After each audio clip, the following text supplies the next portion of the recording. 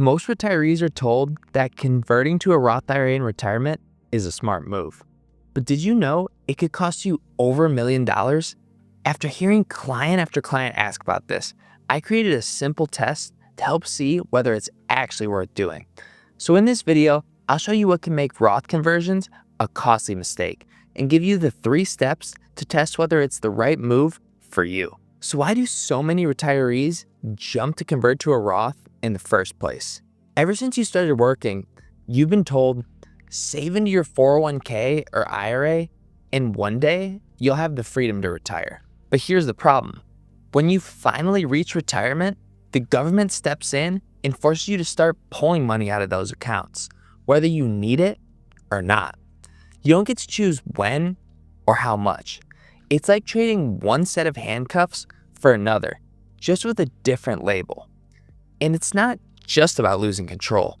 These forced withdrawals can mean thousands in extra taxes, push you into higher tax brackets, raise your Medicare premiums, and even cause more of your Social Security to become taxed. The very accounts meant to give you freedom can end up tying up your hands. That's why so many retirees are told to convert to a Roth. On the surface, it looks perfect. No forced withdrawals, and your money comes out tax-free. But here's the danger. Just because a Roth conversion can be smart, doesn't mean it's always smart. For many retirees, it can actually backfire, sometimes costing more than $1 million. Let me show you a simple example of how this happens. Meet Mike and Diane. They're both 65, ready to retire, and they've done everything right. Saved up $1.5 million in their 401ks. But now, like a lot of retirees, they're worried. They've heard horror stories about forced withdrawals, surprise tax bills, even their Medicare costs going up. They want to dodge all that, so they create a plan. In their very first year of retirement, they decide, let's convert the whole $1.5 million to a Roth IRA. We'll take the tax hit now and never have to worry again. Sounds smart, right?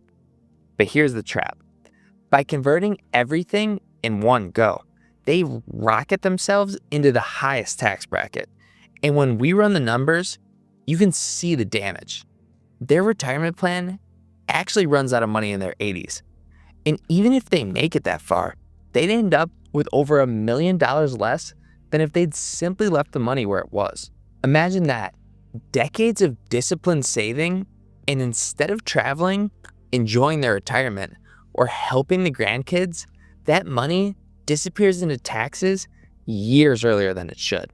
That can be the consequence of Roth conversions. It feels clever, but it can cost you a lot more than doing nothing at all. So what happens next? Most people, after seeing this, think, okay, I won't do it all at once. I'll just spread my conversions over a few years and keep my tax bracket down. But is that really the answer? Let's see how this plays out. Instead, what if Mike and Diane decided to spread out their conversions over 8 years instead of 1? When we run the numbers, you can see they end up with close to $100,000 more than if they would have done nothing at all. Seems like a no-brainer, right? But here's the catch. Look at the chart. The blue line is their portfolio if they don't do conversions. The green line is if they spread conversions over 8 years. Notice how the green line only pulls ahead right at the very end. That's the point, about age 93, when the Roth strategy finally has more money than doing nothing.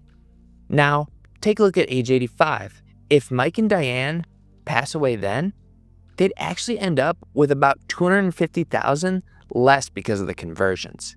If they pass away at 75, it's over $300,000 less. That's hundreds of thousands they could have used for travel, for family, or just to enjoy retirement, gone. And that can be a massive problem with Roth conversions. Trying to get the little bit of tax savings can end up costing you hundreds of thousands of dollars, even with a $1.5 million portfolio in what's supposedly a smart strategy.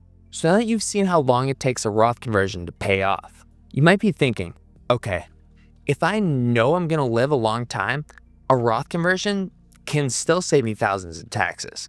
But here's the thing. Even if you lived past age 100, the best Roth conversion strategy could still end up being the move that costs you your retirement. It sounds crazy, but let me show you how this can happen. Let's go back to Mark and Diane.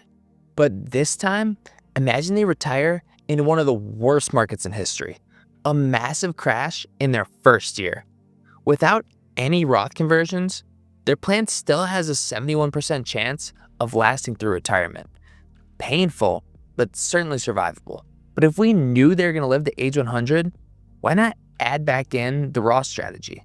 Look what happens when we add it back. They end up with a few thousand more dollars at the end of the plan, but it drops their chances of surviving retirement from 71 to 65%. How could they have more money but have a greater risk of running out? To do a Roth conversion, you have to prepay taxes now in order to save money later. That means pulling more out of your accounts up front. And if the market crashes during that time, the risk of running out of money goes up, not down. It's not just about numbers. No one wants to risk running out of money or being forced back to work in their 80s just to try and outsmart the tax system. So now you've seen the truth about Roth conversions and the potential massive consequences that they can create.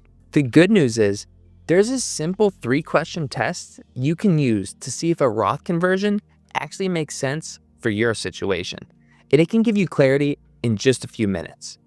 First, we need to look at the price you're locking in and make sure you're not overpaying. Think about gas.